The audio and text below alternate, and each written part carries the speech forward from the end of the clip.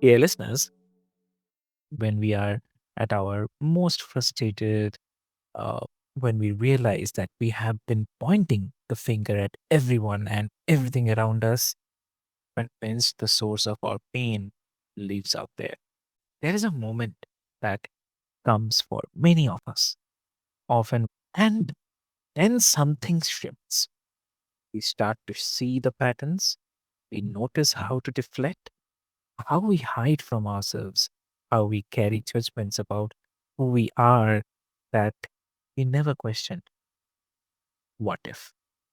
The very act of turning toward those hidden beliefs, naming them, and releasing them would change everything. What if self forgiveness was not just a feel good idea, but most powerful tool that we have? Good to think about, right, dear listeners? So, welcome to Healthy Mind, Healthy Life. I'm your host, Avik, and this is the podcast where we talk about mental health the way real people live it, one conversation at a time, and there is no quick fixes, just honest insights and the practical tools that you can actually use it. And trust me, today we have a very, very, very lovely guest. Please welcome David Fiala. So, welcome to the show. Thank you. Thank you, Avik. Thank you so much, David, for joining us today. And dear listeners, like you won't believe, uh, I'm I'm recording this podcast right now. For me, it is 1:45 a.m. right now. But trust me, I really loved when I connected with David.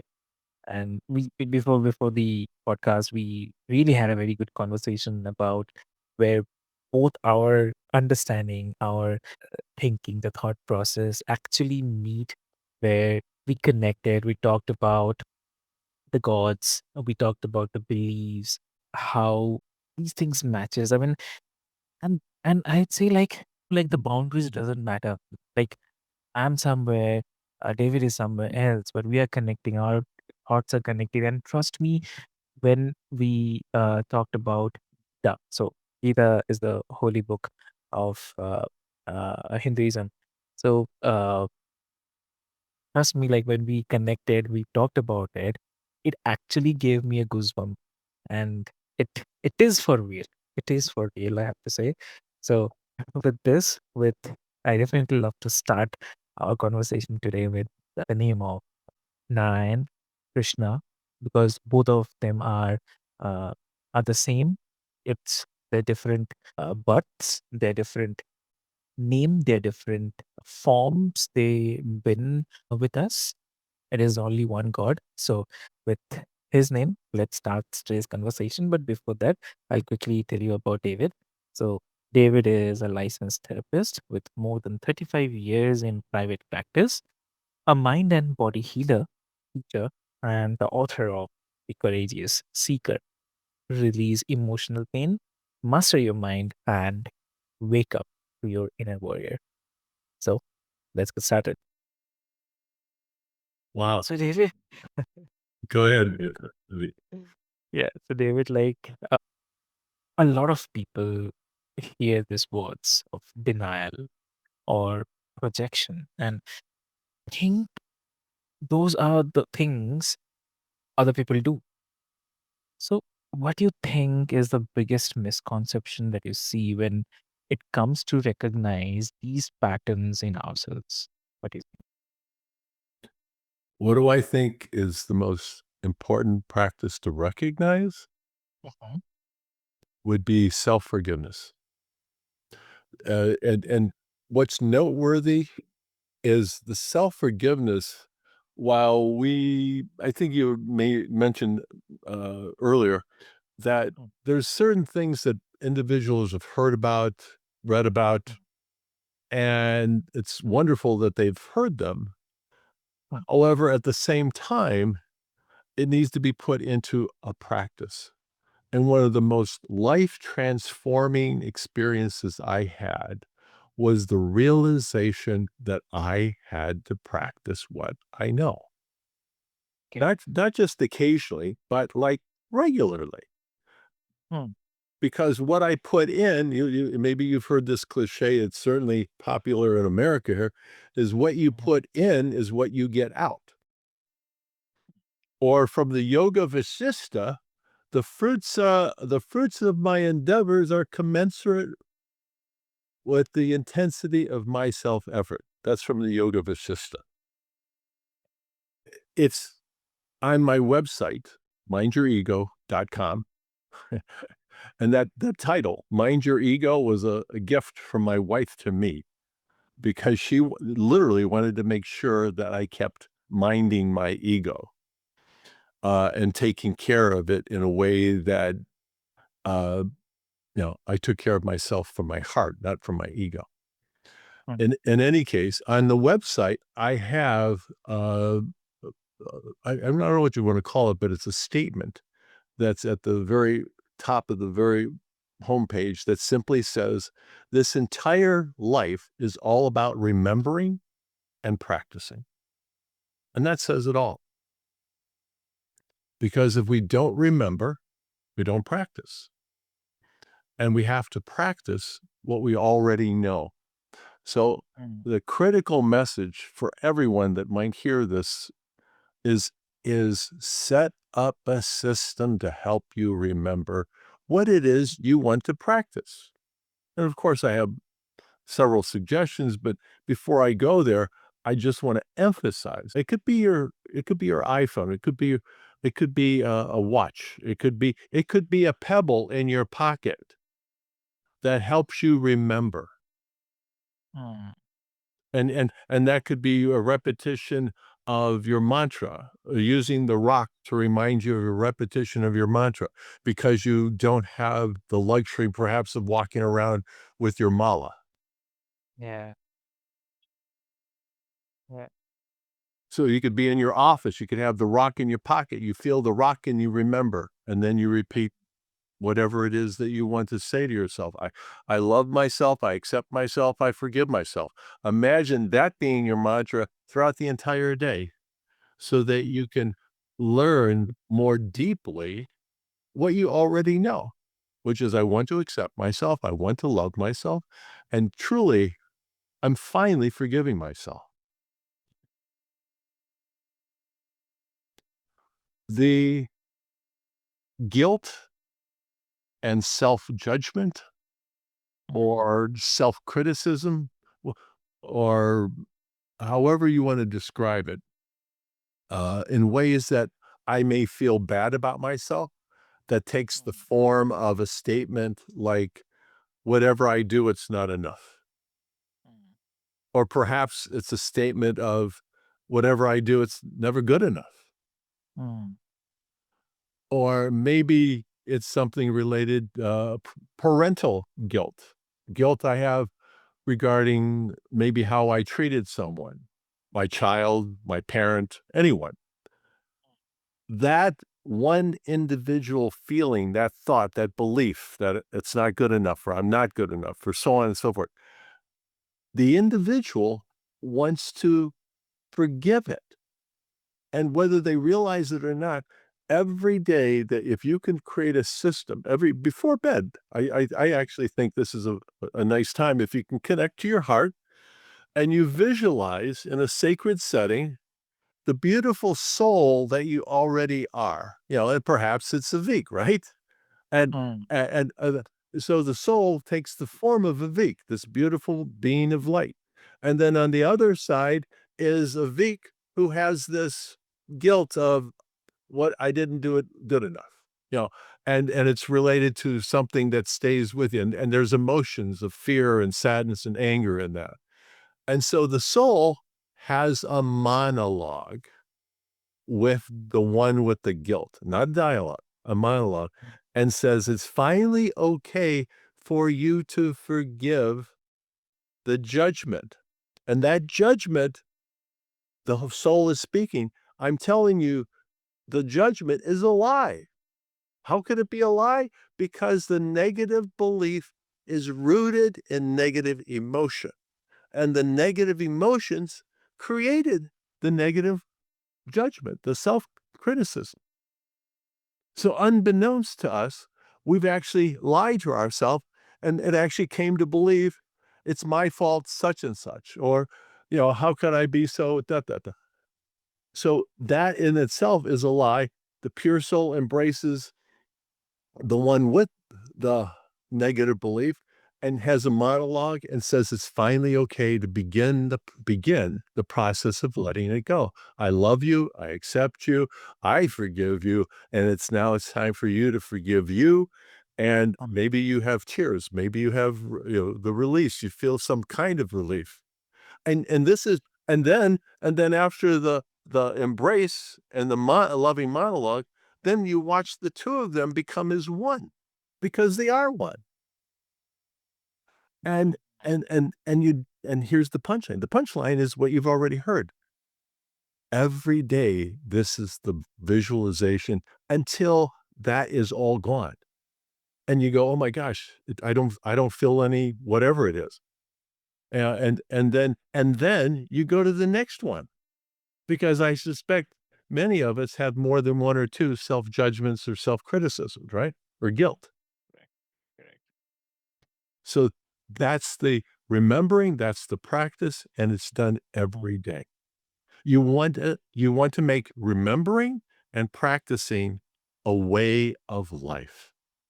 Mm. So that's the forgiveness piece. And self-forgiveness in this context will heal all of your pain. It might take 2 years, 10 years, 12 years, 20, it doesn't matter how long. You keep engaging in the self-forgiveness until you don't feel any pain over anything because you're forgiving yourself. And keep recalling that the only reason the negative belief is there and why it's a lie is because it was formed out of negative emotion. And that's a very powerful insight to carry with you, to realize, oh my God, I thought this was true about myself. Yeah, it was true. It is true. But that was a lie I told myself because I was so sad. I was fearful. I was angry. And I directed it toward myself. Okay. So that's, again, the self forgiveness. Wow, that's interesting. Really interesting. So, and because we can spend years convinced that we are being honest with ourselves, only to realize that we have been running the same script underneath all of Yeah. it. Uh, I mean, the first crack of awareness, even if it is uncomfortable, is often where the real change begins. So, Yeah. so, Uh, oh, yeah, please. Go ahead. You started to break up a little bit there. So, I mean, you have said that denial, projection, and blame are uh, the root of our pain. Um, so if you can just share like what's actually happening beneath when we are just caught up in that cycle. Many of us are caught up in denial, projection, and blame, and we don't know it. The It starts with when we are young, when we're very young, the pain comes up, and who knows what the event is or was. And when that emotion came up when we were young, it could be 3 years old, could be 5, who knows? And when that, I'm going to use one of my favorite toys Mm, to illustrate this. This little sponge reflects the negative emotion of fear and sadness and anger that may be coming up. And so when it comes up, unknowingly as a child, we grab onto it and we go, oh, this is horrible. And I identify with the pain as who I am, what mm, I am. I am the pain and the pain is me. And so it feels really, really bad. So, of course, we don't want to feel it. And so we push it down. And then perhaps it happens again later that day, the next day, who knows? Maybe it happens several times in the given week. It comes up. I don't like this feeling. I'm going to push it down because if I keep pushing it down, I feel better. However, if I keep repeating this, not for weeks, not for months, but for years and perhaps decades, I've been pushing all this down and it becomes a part of our being, a part of our energy, and sadly enough, part of our physiology. So the negative emotion is intertwined with the physiology. And one of the easiest ways to find out, where the emotion is stuck is just notice where you're feeling physical pain. And that will tell you where there's emotion right there. So the denial starts when we're very, very young, which is understandable. However, if we don't start exploring ourselves, if we don't, the fear inside of us says, okay, here's this pain. It's all the way down here, and I'm afraid to look at it. I know it's there, but I've got school to finish. I've got a career to start. I've got things I need to do. There are things I'm doing. I have this great career. Things are going well. And in the meantime, this is still sitting there. And we unknowingly know it. And yet, you know, the fear of dealing with it is listen carefully again. The fear of dealing with it is rooted not in the adult. It's actually the fear of the child because the child remembers when it came up, I was the pain is what I am, and I never want to feel that again. And so it gets pushed out, it gets denied. And so the adult, unknowingly keeps the child and its fear alive and says, nope, we're not going to deal with that. We're not going to deal with it until one day, and it's kind of like this is an expression that's in my book, The Courageous Seeker. And in the book, I talk about how, here's the pain, right? So if I don't address it, referring to the pain, if I don't address it, it will address me. Oh, It's not a matter of if, it's just a matter of when. And actually, whether we realize it or not, our pain is addressing many of us off and on throughout the entire week. wow. Really? Really? How does that happen? Well, when somebody pushes our button, that's our cliche here in the States, or we're being triggered. Are those familiar to you, Avig? Yeah. Yeah. So when we get our buttons pushed or we're being triggered, what's being triggered is this right here. This is, again, my toy. The toy is, I wish it were just a toy. In this case, it's the emotional pain. It's been triggered because somebody pushed my button. Mm, Only I don't want to deal with my pain. And so this is where the sequence of denial, projection, and blame come into play. mm, So the pain comes up. I deny somebody said something that upset me. So I deny that this is my pain first, because look what they said to me. And I deny that this is my pain, number one. And then to make sure I don't have to deal with my pain, I project it. I throw it out to them and say, look what you did to me, which is then the blame piece.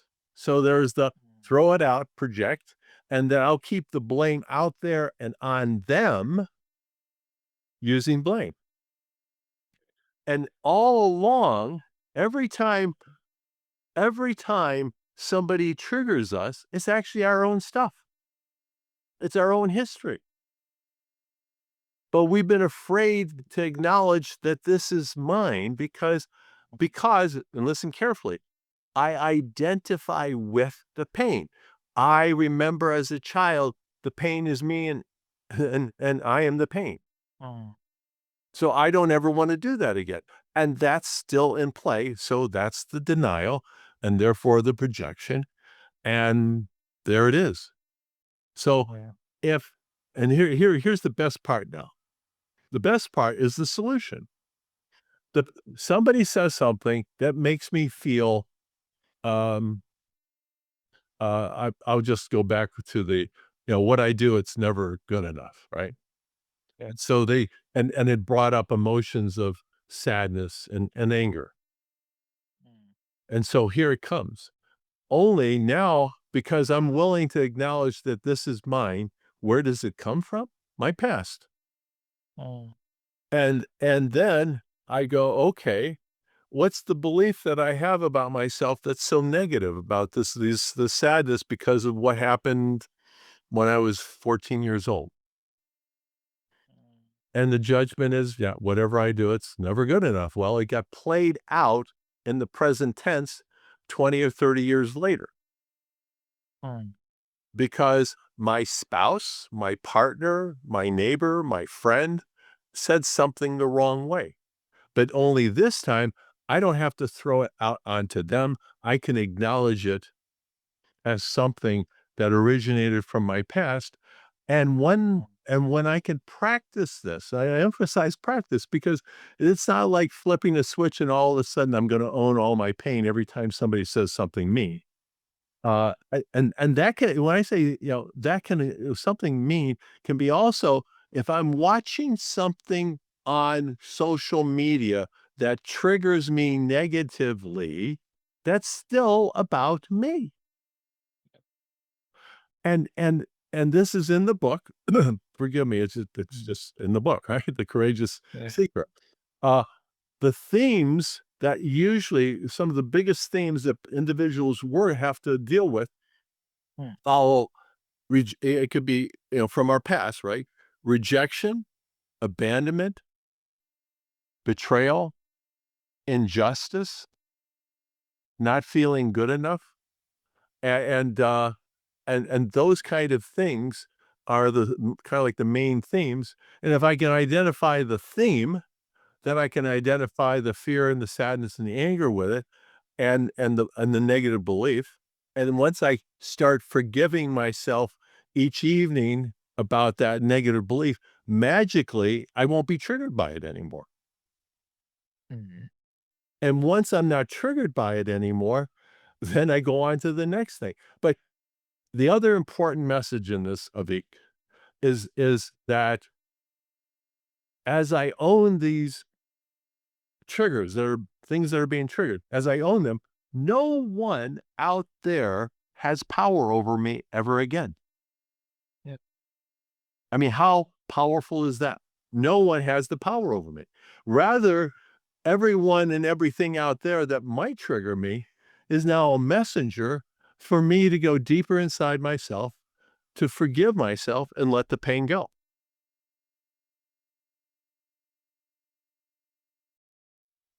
Uh, Go ahead, please. Yeah. I said, yeah, true, definitely. Yeah. So there's much healing in this because you know how we talk about like the emotions came up for me. I had this fear come up, or I had this um, Mhm. sadness come up. Well, hear the language when we use the words. Oh, this emotion came up. Well, when emotions come up, what do you think they want to do? They want to leave. That's why they're coming up. But Yeah. unbeknownst to us, Mm. when they come up, we identify with them. If we're not paying attention, if we keep the old habits going, Mm. we'll go, I don't want to deal with this, and we push it back down. It comes up because it wants to leave. And one other important new sidebar to this that's very, very important. I'm assuming you know the word stress very, very well. Yeah, Okay. yeah, All right. yeah. Do you, have you ever heard of the word misnomer? No. Yeah. No. Okay. It's misnomer, misnomer, Okay. and it means incorrectly labeled. Oh. And the word stress is the biggest misnomer in the English language, meaning when we say, oh, this is really stressing me out, or I'm really stressed over that, all you want to do is replace the word stress with fear, sadness, or anger. Because when you say you're stressed, it actually means I'm experiencing a negative emotion and I don't want to acknowledge it. Instead, I'll just call it stress. Mm, So why not just call it what it really is? So this situation comes up, and I'm really feeling fearful, sad, or angry. mm, And that gives you more power because you actually are dealing with an emotion, not an event that's out there that has nothing to do with your power, so to speak. So you can learn to deal with. And do you know the word anxiety, anxiousness, right? mm. Yeah. Yeah, that's just another way of saying fearful. So I teach people to eliminate the word anxiety Mm, because just say it's okay to say I'm fearful, sad, or angry. So there's no more stressing. This is no joke. This is in the book, The Courageous Seeker again. Uh, I have no problems in my life. I have no difficulties. This is for real. I have no issues in my life, and I could go on and on. I have none of that stuff. I do have a ton of challenges in my life that I really love with all my heart, and that's not an exaggeration. Because challenges are the norm of life, as we all know. Hopefully, we know it by now. exactly. Exactly true. So, like, I mean, even when someone has these breakthroughs, old patterns can resurface. So, how do you help people stay grounded when they feel like they are slipping back into blame or self judgment? Slipping back into Self judgment. self-judgment. Yeah. Yeah. Yeah. Self-forgiveness. Yes, you can say. Yeah. I mean, right. Okay. So if there's, well, here, I think this might be something that we didn't directly speak to together here, Mhm, is that people have a habit of speaking to themselves negatively. mhm, And that habit of speaking negatively is nothing else except a habit. mhm, That's it. And so then something to start the process is the visualization of self-forgiveness. That's in the book too. Uh, the idea that, okay, write out the negative statement that you've been saying to yourself and write the opposite statement. So, uh, so if the statement is, whatever I do, it's never good enough, then the positive statement is whatever I do is more than enough and I feel good about it. Something to that extent.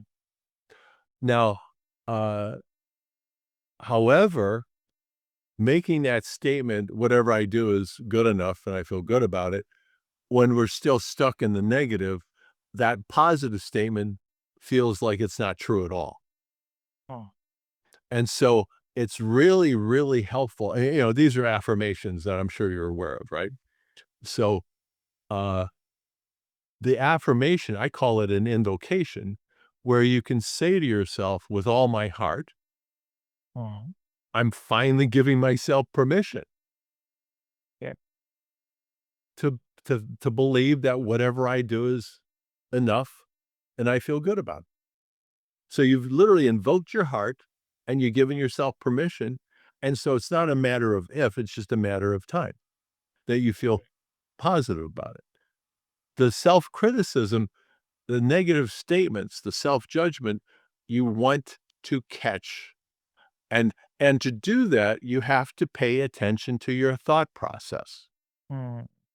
Because if you're not paying attention to your thoughts during the course of your day, you have no power over what your mind has to say during the day because nobody's paying attention and nobody's in charge. And the mind's doing what it's been programmed to do. Mm. That makes sense? Makes sense. Yeah. Yeah. So, um, uh, the idea of coming up with a simple statement, I gave you the long version, and it could be as simple as interrupting the negative and just saying, just saying to yourself, "Stop." Yeah. And with that stop, you go, I love, accept, and forgive myself." A real short version. Mm. Okay. Exactly true. So, David, uh, it's really great having you here. So, if you have to advise something to the listeners today, uh, what advice will you give? The advice is to is like I said, I'm right on my website, mindyourego.com.